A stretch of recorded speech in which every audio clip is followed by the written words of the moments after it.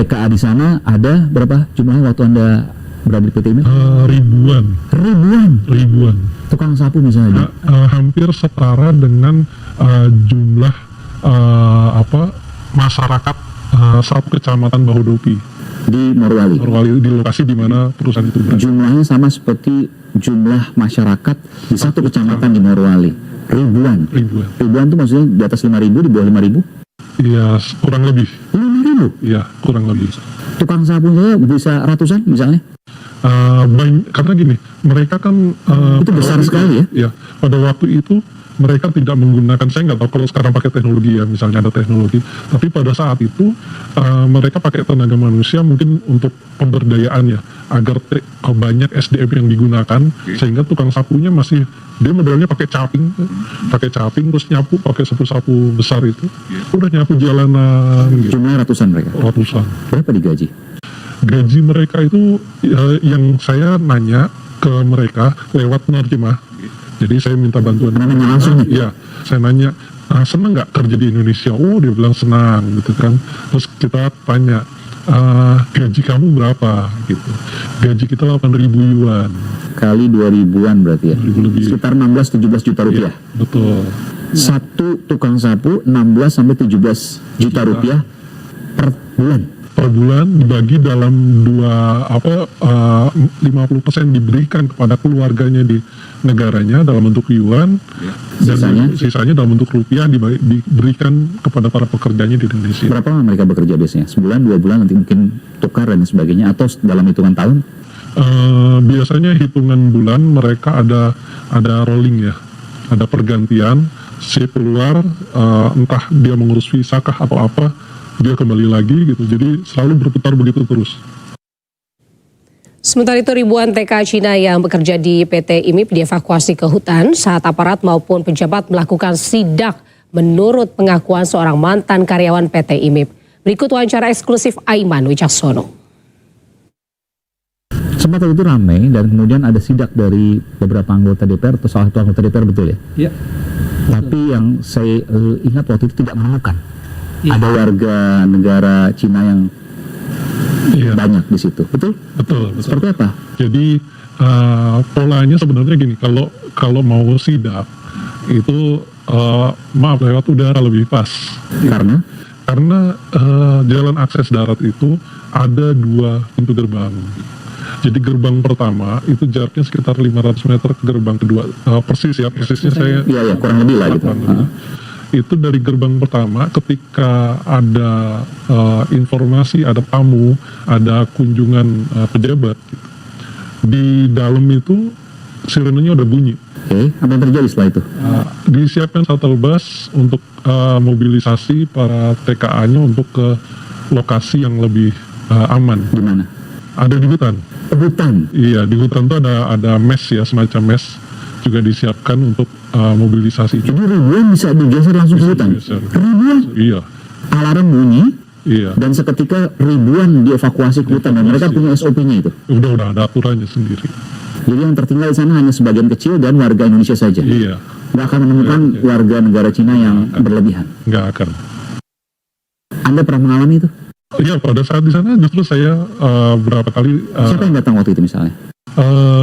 Ada menteri Dahiri ya, menteri Hanif Dahiri. Dahiri. Menteri Tenaga Kerja waktu itu.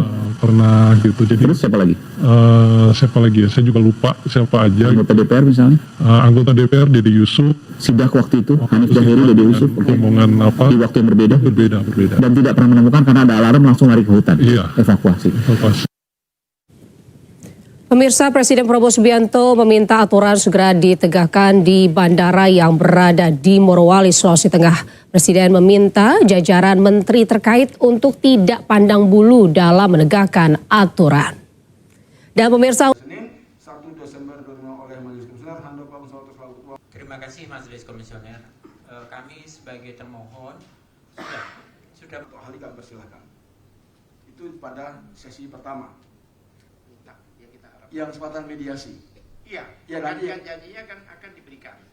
Untuk hal mediasi. Iya, ya, untuk hal mediasi nanti Bapak bisa komunikasi dengan terhadap 9 item informasi yang ditutup dalam ijazah Pak Joko Widodo ini ya.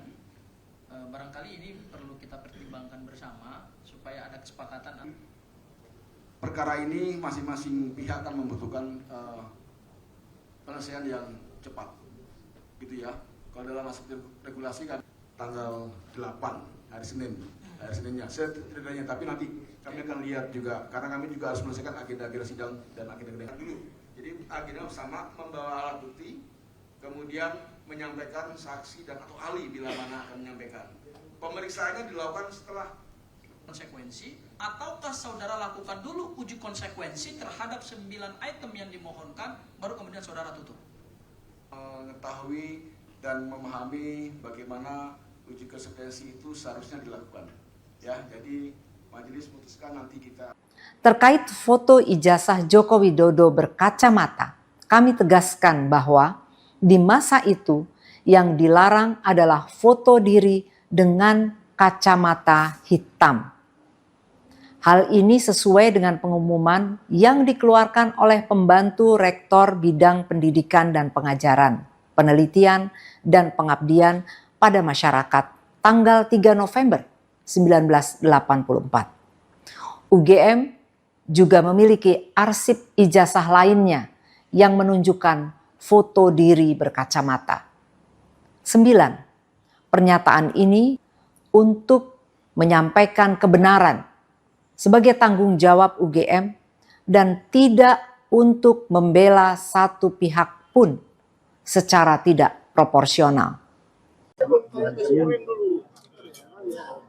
Mas Roy, aku tanya mereka tuh akses itu enggak, emang enggak. Serius? Iya, aku tahu caranya Jokowi.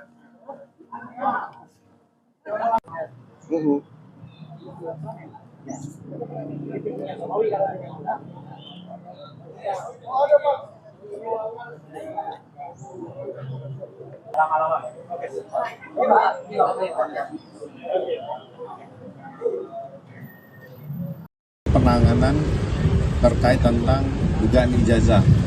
Terkait tentang klaster 1 dan 2, klaster 2 sudah dilakukan pemanggilan. Kami menjelaskan bahwa 8 orang ini berstatus sebagai tersangka. Jadi atas permintaan 3 orang pertama mengajukan untuk dilakukan gelar perkara khusus.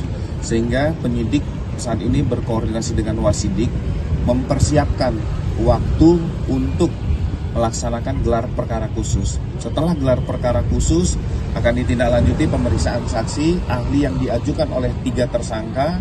Setelah itu baru tahap kepada 5 tersangka lainnya. Jadi ada tahapan-tahapan, ada yang kegiatan proses penyidikan ini yang didalami oleh penyidik. Kita beri ruang teman-teman penyidik untuk bisa melaksanakan fokus kepada gelar perkara.